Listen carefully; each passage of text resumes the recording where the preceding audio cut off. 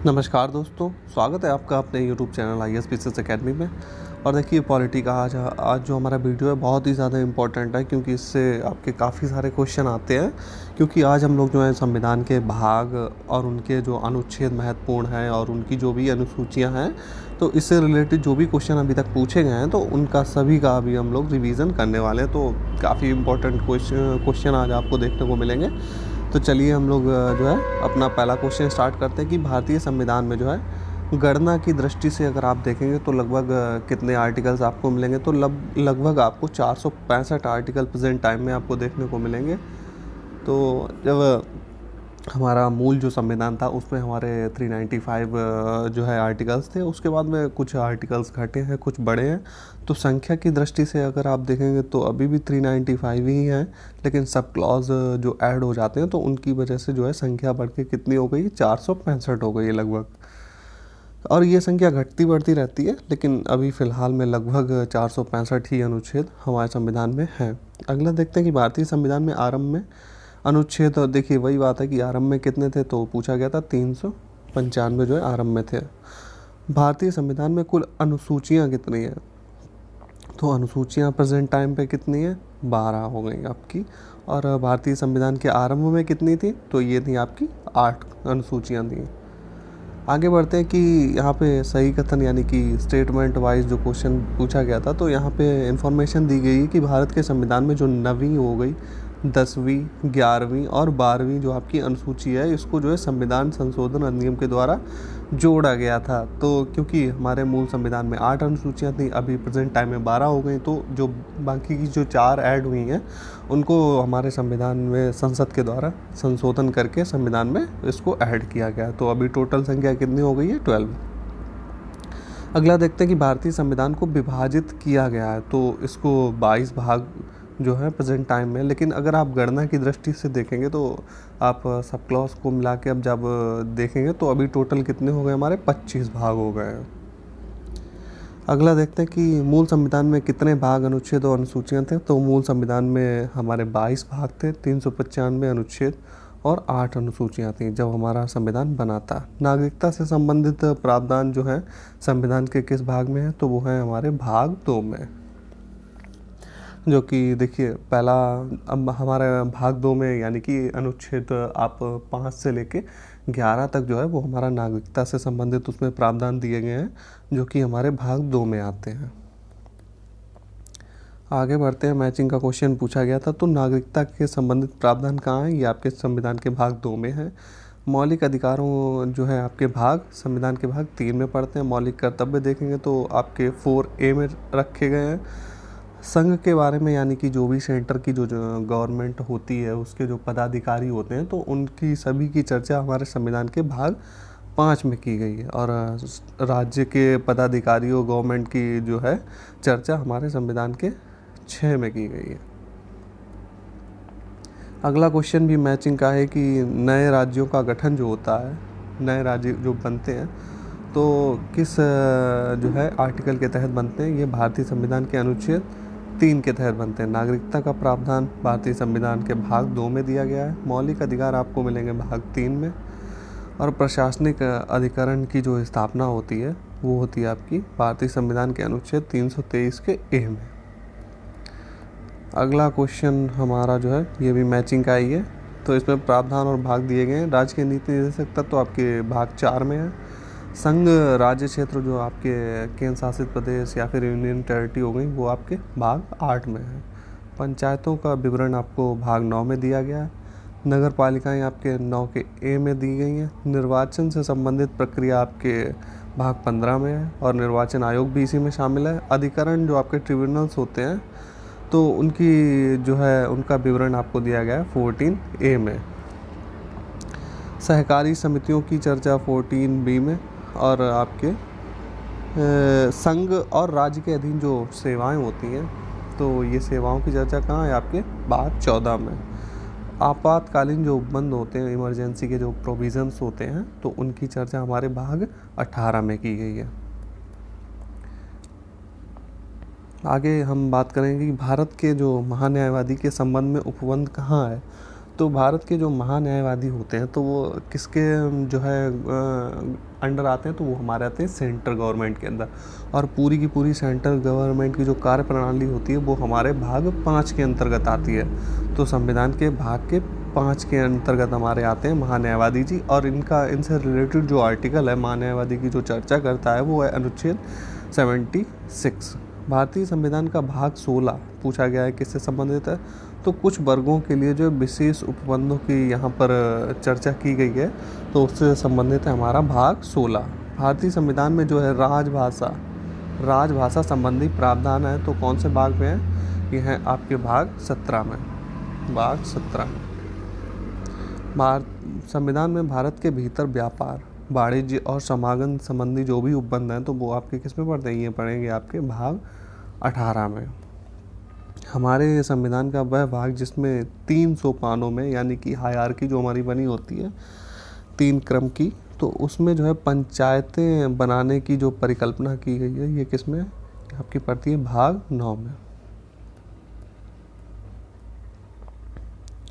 अगला देखते हैं कि संघ और राज्य के बीच में जो हमारे विधायी संबंध, फाइनेंशियल जो भी रिलेशंस होते हैं सेंट्रल और स्टेट के बीच में, तो इनकी चर्चा भारतीय संविधान के भाग 11 के अध्याय 1 में की गई है। भारतीय संविधान की अनुसूचियों में से वह अनुसूची जो राज्य के नामों की सूची और उनके राज्य क्षेत्रों का ब्यौरा देती है, तो कौन सी सूची देती है, हमारी पहली अनुसूची देती है।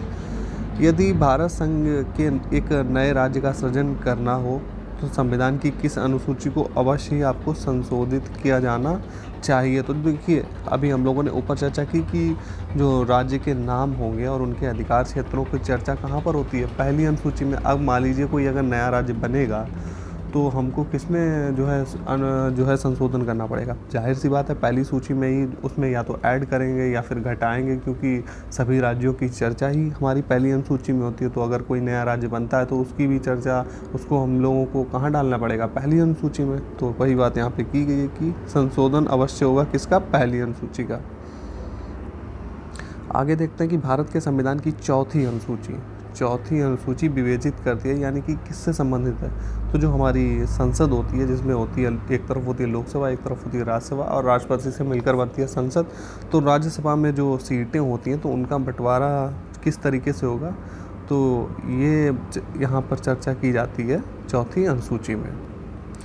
अगला देखते हैं कि यदि भारत संघ के एक नए राज्य का सृजन करना हो, क्या एक नया राज्य बनाना हो, तो संविधान की अनुसूचियों में से किसको एक अवश्य संशोधन करना चाहिए। तो पहली अनुसूची हम लोग इस पर अभी ऊपर चर्चा कर चुके हैं। अगला क्वेश्चन देखते हैं कि भारतीय संविधान की तृतीय अनुसूची, यानी कि तीसरी जो अनुसूची है उसमें क्या क्या है। देखिए तो तीसरी अनुसूची है शपथ से संबंधित, जो भी शपथ ली जाती हैं अधिकारियों के द्वारा या फिर मंत्रियों के द्वारा। तो बात की गई इसमें किस किस की शपथ आती है, तो संघ के मंत्री के पद के लिए शपथ, यानी कि सेंट्रल गवर्नमेंट के जो मंत्री होते हैं उनकी शपथ का प्रारूप जो होता है वो कहाँ पर मिलता है आपको, तीसरी अनुसूची में। और उच्चतम न्यायालय के मुख्य न्यायाधीश द्वारा ली जाने वाली शपथ का प्रारूप भी यहीं आपको देखने को मिल जाएगा। और संसद के सदस्य के द्वारा ली जाने वाली शपथ का भी आपको प्रारूप यहाँ पर देखने को मिल जाएगा। अगली बात करते हैं कि भारत के राष्ट्रपति के द्वारा शपथ या प्रतिज्ञान का प्रारूप। देखिए बाकियों की तो शपथ यहाँ पे लिखी गई है आपकी तीसरी अनुसूची में, लेकिन जो आपके जो राष्ट्रपति जी हैं इनकी शपथ का उल्लेख कहाँ पर है, इनकी शपथ का उल्लेख है अनुच्छेद 60 में। तो यहाँ पे एक और पदाधिकारी आगे आएगा तो उसकी शपथ भी अनुच्छेद में मिल जाएगी, लेकिन बाकियों की शपथ जो है आपको कहाँ पे मिलती है, तीसरी अनुसूची में। तो आपको ये ध्यान रखना होगा किसकी जो है शपथ तीसरी अनुसूची में और किसकी शपथ हमारे संविधान के अलग आर्टिकल पे है। तो ये चीज़ें भी आपको याद रखनी पड़ेंगी, वो मैं आपको समय समय बता दूंगा। ये राष्ट्रपति का आप लोग अभी याद रखिए कि अनुच्छेद 60 में शपथ है। चौथी अनुसूची जो है वो राज्यसभा में स्थानों का आवंटन से संबंधित है। आपकी छठी सूची में आपके असम, त्रिपुरा, मेघालय और मिजोरम के जनजातीय क्षेत्रों का जो है प्रशासन किस तरीके से होगा उसकी चर्चा की गई है। 8वीं अनुसूची में हमारी भाषाओं से संबंधित है। 9वीं अनुसूची जो है जो आपका देखिए पहला संविधान संशोधन जो कि 1951 में हुआ था उसके तहत जो है 9वीं अनुसूची जोड़ी गई थी। तो जो हमारे लैंड रिफॉर्म्स जो भी हुए थे, भूमि सुधार अधिनियम, तो इसकी चर्चा यहाँ पे आपको 9वीं अनुसूची में मिल जाती है। अगला देखते हैं कि जो आपकी 7वीं अनुसूची है ये किससे संबंधित है, तो ये विधायी शक्तियों का इसमें विवरण है। तो यहाँ पे जो हमारे संघ की गवर्नमेंट हो गई या फिर राज्य की स्टेट की गवर्नमेंट जो भी होती है, तो वो किन मामलों पे कानून बनाएगी, तो इसकी चर्चा आपको मिलती है 7वीं अनुसूची में। और 7वीं अनुसूची के अंदर आपको संघ सूची मिल जाएगी, राज्य सूची और समवर्ती सूचियाँ मिल जाती हैं। अगला देखते हैं कि जो 8वीं अनुसूची है ये हमारी भाषा रिलेटेड है। 9वीं अनुसूची कुछ अधिनियमों का विधि मान्यकरण, वही लैंड रिफॉर्म्स वगैरह इसमें दिए हुए हैं। 10वीं अनुसूची में आपको दल परिवर्तन के आधार पर निरंतर, मान लीजिए कोई जो आपके संसद सदस्य होते हैं, MLAs हो गए, विधायक वगैरह, तो ये जो है अपने जो दलों का जो परिवर्तन होता है, तो इसको लेकर जो भी प्रावधान दिए हुए हैं वो आपकी 10वीं अनुसूची में मिल जाते हैं। अगला देखते हैं कि राज्य भूमि सुधार अधिनियमों को जो है संवैधानिक सुरक्षा प्रदान करने हेतु सम्मिलित की गई थी, तो 9वीं अनुसूची। अगला देखते हैं प्रधानमंत्री जिनके कार्यकाल में संविधान में 9वीं अनुसूची तो कब जो है जोड़ी गई थी, तो तभी जवाहरलाल नेहरू जी प्रधानमंत्री थे, 1951 में ये जोड़ी गई थी पहले संविधान संशोधन के द्वारा। कोएल्हो केस भारत के संविधान के किस अनुसूची से संबंधित है, तो ये 9वीं अनुसूची से संबंधित है। भारत के संविधान के अंतर्गत आर्थिक योजना या फिर आर्थिक नियोजन ये किस विषय का है, तो ये आपका पड़ता है समवर्ती सूची में। संघीय सूची तो मूल रूप से इसमें 97 जो है सब्जेक्ट दिए गए थे, और वर्तमान में अगर आप देखेंगे तो आपको 98 इसमें सब्जेक्ट मिल जाएंगे। राज्य सूची में मूल रूप से थे आपके 66 और प्रेजेंट टाइम में 59। समवर्ती सूची में मूल रूप से थे आपके 47 और प्रेजेंट टाइम में आपको 52 देखने को मिलते हैं। जानवरों के प्रति क्रूरता की रोकथाम को भारतीय संविधान की किस अनुसूची में रखा गया है, तो जानवरों के प्रति जो क्रूरता लोग करते हैं तो उनको रोकने के लिए ये सब्जेक्ट डाला गया समवर्ती सूची में। समवर्ती सूची में इसलिए डाला गया क्योंकि इस पे स्टेट गवर्नमेंट और जो है आपकी सेंट्रल गवर्नमेंट दोनों ही कानून बना सकते हैं। समवर्ती सूची का विषय है तो आपराधिक जो मामले होते हैं तो इन पे गवर्नमेंट आपकी सेंट्रल और स्टेट वाली दोनों ही कानून बनाए, तो इसलिए इसको रखा गया है आपकी समवर्ती सूची में। भारतीय संविधान के समवर्ती सूची में क्या है और क्या है, देखिए जनसंख्या का नियंत्रण और परिवार नियोजन जो होता है तो इसको लेकर दोनों ही सरकारें कानून बनाएगी, तो ये बात यहाँ पर की गई है। समवर्ती सूची का मतलब ही यही होता है कि आप इसमें क्या होता है कि स्टेट और सेंट्रल गवर्नमेंट जो होती हैं वो दोनों ही आपको इन जो भी इसमें विषय होते हैं दोनों ही कानून बना सकती हैं, लेकिन आपको कहा जाए कि पावरफुल किसका कानून होगा, तो सेंट्रल गवर्नमेंट का जो है कानून ज़्यादा ताकतवर होगा राज्य की अपेक्षा में। अगला हमारा मैचिंग का क्वेश्चन है, इसको देखते हैं कि सार्वजनिक स्वास्थ्य एवं स्वच्छता, तो ये आपका राज्य सूची का विषय है। जनगणना जो है आपके संघ सूची के अंडर आती है। राज्यसभा में जो सीटों का बंटवारा है ये आपका 4थी अनुसूची में दिया गया है, और दल बदल जो विरोध को लेकर चर्चा कहाँ पर है, आपकी 10वीं अनुसूची में। समवर्ती सूची में है तो शिक्षा को कहाँ रखा गया है, इसको रखा गया है समवर्ती सूची में। अगला कह रहा है कि शिक्षा जो प्रारंभ में देखिए राज्य सूची का विषय थी, उसको बाद में कहाँ पे डाल दिया गया, समवर्ती सूची में।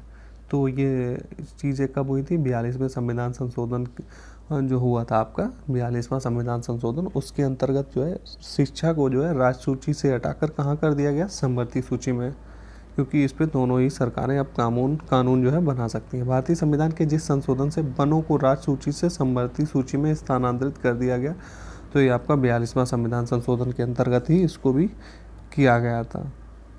अगला हम लोग देखते हैं तो वन जो आते हैं आपके ये समवर्ती सूची के विषय हैं। डाक बचत बैंक जो है ये संघ सूची का विषय है। जन स्वास्थ्य आपके राज्य सूची का विषय है। शेयर मार्केट आपका जो है संघ सूची का विषय है। अगला देखते हैं केंद्रीय सूची जो है, केंद्रीय सूची में क्या आता है, जनगणना। राज्य सूची में आते हैं आपके पुलिस और सार्वजनिक स्वास्थ्य। समवर्ती सूची में जनसंख्या नियंत्रण और परिवार नियोजन। अगला यहाँ पे कह रहा है कि अवशिष्ट जो शक्तियाँ होती हैं, अवशिष्ट शक्तियाँ वो शक्तियाँ होती हैं जिनमें मान लीजिए जो आपकी संघ सूची, राज्य सूची और समवर्ती सूची बनी होती है, उसमें उन तीनों में ही कोई ऐसा विषय है जो छूट गया हो, तो उसको कहाँ पे रखा जाएगा, उनको रखा जाता है आपका अवशिष्ट। बाकी जो भी मान लीजिए कोई ऐसा विषय जो छूट गया हो या फिर कोई नया कानून बनाना हो जो इन तीनों ही सूचियों में ना आता हो, तो वो आपका आता है अवशिष्ट शक्तियों के अंतर्गत। तो अवशिष्ट शक्तियाँ जो हैं मान लीजिए जैसे अंतरिक्ष अनुसंधान है, तो ये जो है किसके अंदर आएगा, ये जो है अंतर्गत आएगा आपके केंद्र सरकार के अधीन।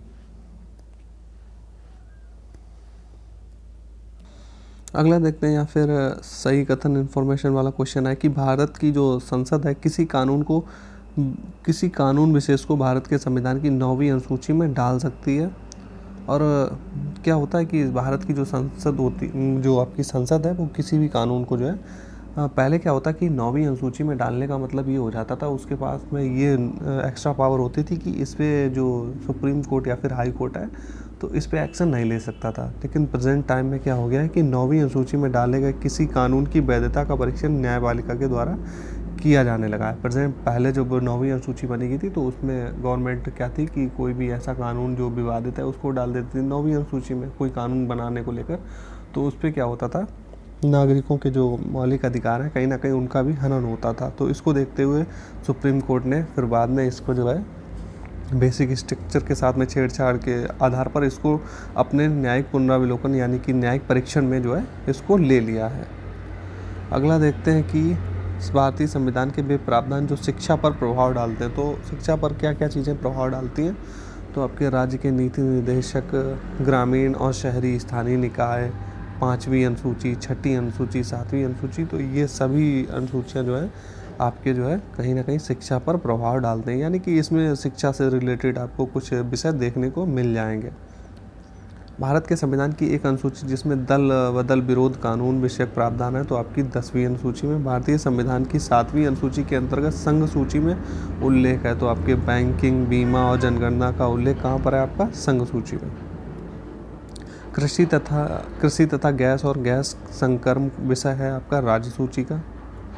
वह विषय जो भारतीय संविधान की संघ सूची में है, तो ये आपके रक्षा, विदेश मामले और रेलवे किस में आते हैं, आपके संघ सूची के अंतर्गत आते हैं। भारतीय संविधान की जो 7वीं अनुसूची के अंतर्गत राज्य सूची में उल्लेख है किसका, रेलवे पुलिस जो है आपकी राज्य सूची के अंतर्गत आती है। पंचायती राज किसका विषय है, तो ये आपके पड़ता है राज्य सूची का। वह विषय जो भारतीय संविधान की 7वीं अनुसूची के अंतर्गत समवर्ती सूची यानी कि 3 में आती शामिल है, तो ये आपकी दंड प्रक्रिया संहिता। विवाह विच्छेद और गोद लेना, ये सब जो है भारतीय संविधान की 7वीं अनुसूची में सम्मिलित किए गए हैं, तो ये आपकी सूची नंबर 3 यानी कि समवर्ती सूची के अंतर्गत रखे गए हैं। विवाह विच्छेद और गोद लेना। सरकारों के द्वारा जो है शुल्क एवं कर लगाने का अधिकार कहाँ पर दिया है, तो ये 7वीं अनुसूची के अंतर्गत जो है शुल्क एवं कर लगाया जाता है गवर्नमेंट के द्वारा।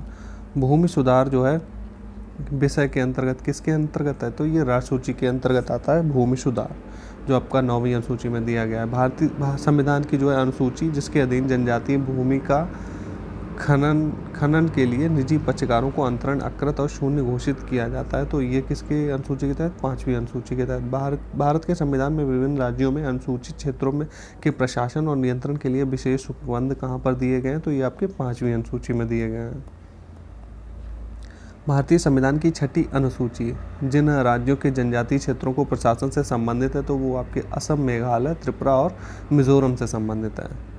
भारत के संविधान में 5वीं अनुसूची और 6ठी अनुसूची के उपबंध किए गए हैं, तो अनुसूचित क्षेत्र व अनुसूचित जनजातियों के हितों के संरक्षण के लिए जो हमारे SC ST जो होते हैं तो उनके हितों का संरक्षण हो सके, तो इसके लिए हमारी बनाई गई 5वीं और 6वीं अनुसूचियाँ के प्रावधान इसमें दिए गए हैं।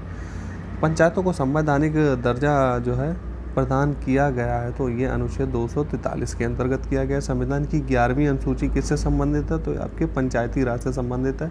संविधान की 11वीं अनुसूची में शामिल टोटल विषय कितने हैं, तो आपके 29 दिए गए हैं।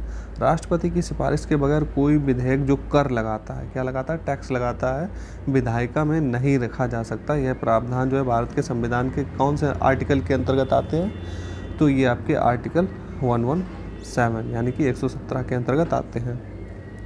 वित्त विधेयकों के बारे में विशेष उपबंध किया जाता है, कहाँ पर, अनुच्छेद 117 में।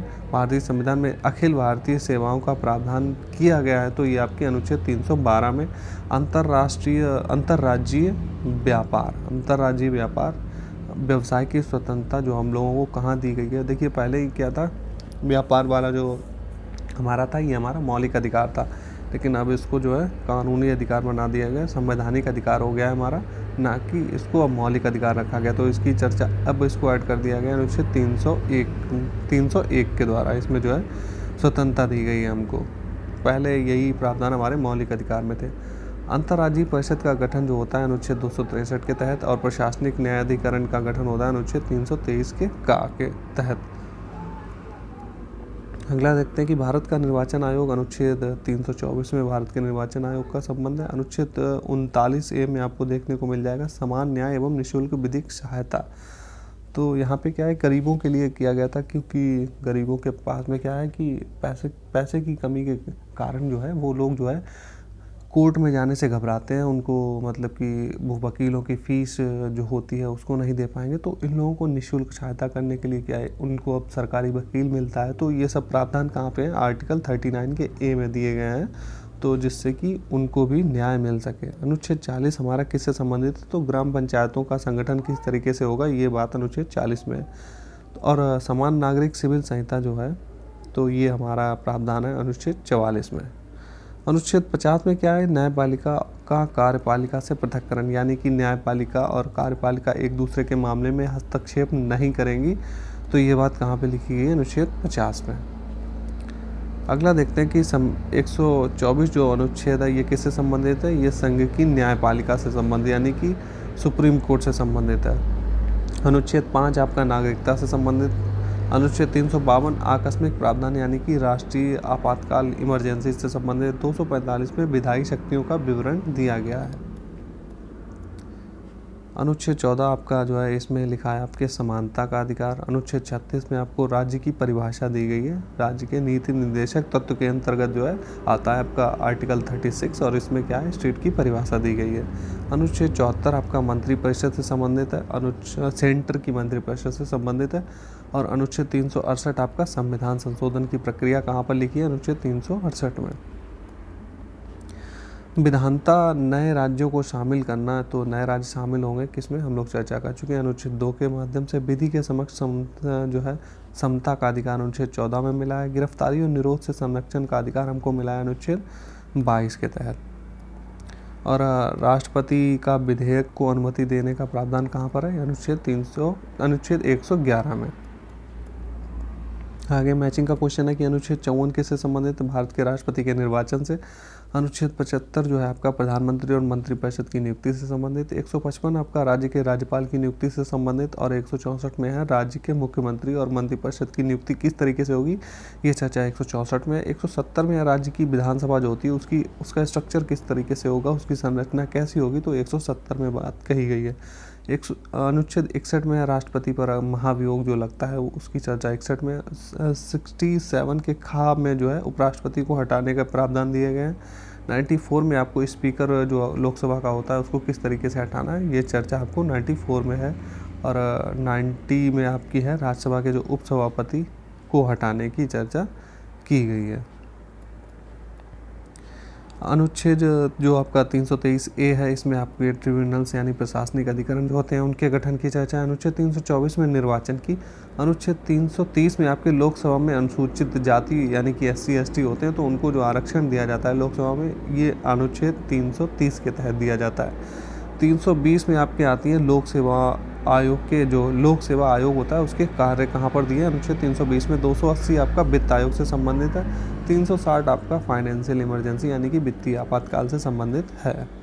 अनुच्छेद 371 का जो का है, इसमें आपको देखिए इन राज्यों को लेकर कुछ विशेष उपबंध बनाए गए हैं यहाँ पे प्रशासन के लिए, क्योंकि यहाँ पर जो है आपके कौन लोग रहते हैं, यहाँ पे आपके STs रहते हैं, जनजाति जो लोग रहते हैं, तो उनके प्रशासन का तरीका थोड़ा सा अलग होता है। वो हम लोग की तरह, हाँ, जो हम लोग जिस तरीके से ट्रीट किए जाते हैं गवर्नमेंट के द्वारा, उस तरीके से उनको कुछ ज़्यादा ही सुविधाएँ दी जाती हैं, क्योंकि वो जो है कहीं ना कहीं उनका जो एनवायरनमेंट होता है वो अलग तरीके का होता है, उनका कल्चर अलग तरीके का होता है, तो उनको विशेष उपबंध दिए जाते हैं। तो यही बात इनमें दी गई है। अनुच्छेद 371 का जो है नागालैंड राज्य से संबंधित। 371 का खा जो आपका असम से संबंधित। गा आपको मणिपुर, और घा में आपके आंध्र प्रदेश या तेलंगाना के जो कुछ क्षेत्र होंगे उनको विशेष तरीके से ट्रीट किया जाएगा। तो ये चर्चा वहाँ पर की गई है। भारत का नियंत्रक एवं महालेखा परीक्षक का जो है आपके अनुच्छेद 148 में इसका प्रावधान है। संघ लोक सेवा आयोग की चर्चा आपको 315 में मिलेगी।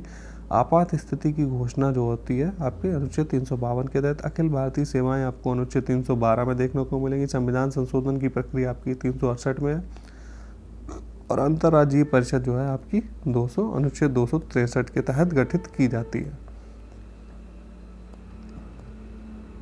अगला है कि अनुच्छेद 17 जो है आपका, तो अनुच्छेद 17 में आपके अस्पृश्यता का अंत लिखा हुआ है, तो छुआछूत जो है इसमें जो है विरोध किया गया है अनुच्छेद 17 के तहत। अनुच्छेद 78 में आपको राष्ट्रपति को जानकारी देने के संबंध में प्रधानमंत्री के कर्तव्य, तो प्रधानमंत्री समय समय पर राष्ट्रपति को जानकारी देता है कि किस तरीके की जो है कानून बनाए जाएंगे और किस तरीके का अभी प्रोसेस चल रही है। अनुच्छेद 352 में आपात स्थिति की उद्घोषणा जो किस तरीके से की जाती है, अनुच्छेद 352 के तहत 192 में आपके राज्य विधानमंडल के सदस्यों की निरंतरताओं से संबंधित प्रश्नों पर विनिश्चय करना जो है अनुच्छेद 192 के अंतर्गत आता है।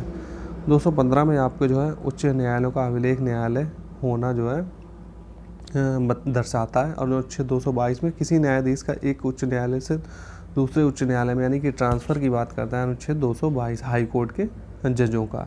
226 में आप देखते हैं तो आपको विशेष रिट जारी करने की उच्चतम न्यायालय की उच्च न्यायालय यानी कि हाई कोर्ट जो रिट जारी करता है वो करता है 226 के तहत।